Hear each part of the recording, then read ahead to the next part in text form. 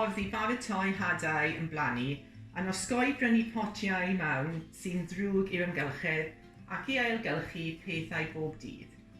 Byddwch chi'n angen tiwbiau papur tŷ bach, siswrn, tray neu bocs dal dŵr, compost a hadau. Torrwch y tiwb yn ei hanner ac yna gwnewch 4 toriad bach ar y gwaelod.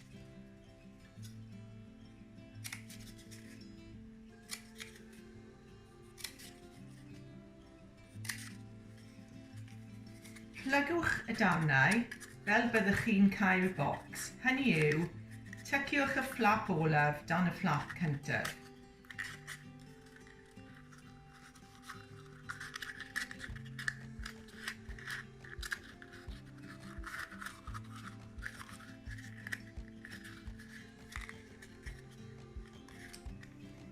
Rhowch nhw mewn tray a llenwch gyda compost fel hyn.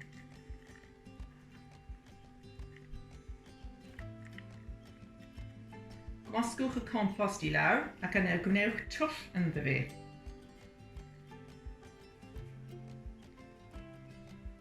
Ychwanegwch y hadau yn gwneud yn siŵr bod chi'n plannu nhw at y dyfnder cywir.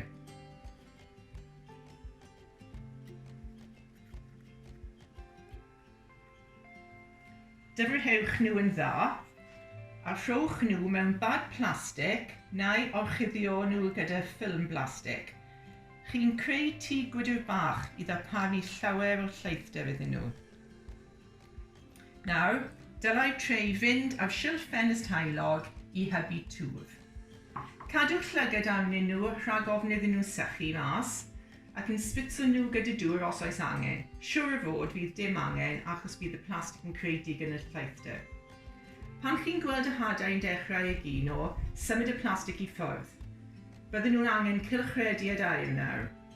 Pan maen nhw wedi tyfu tipyn, ewch nhw tu fas i galedu cyn plannu nhw yn syth i mewn i'r ardd. Bydd y cardboard yn compost i ffwrdd a byddwch chi'n cael llysiau blasus.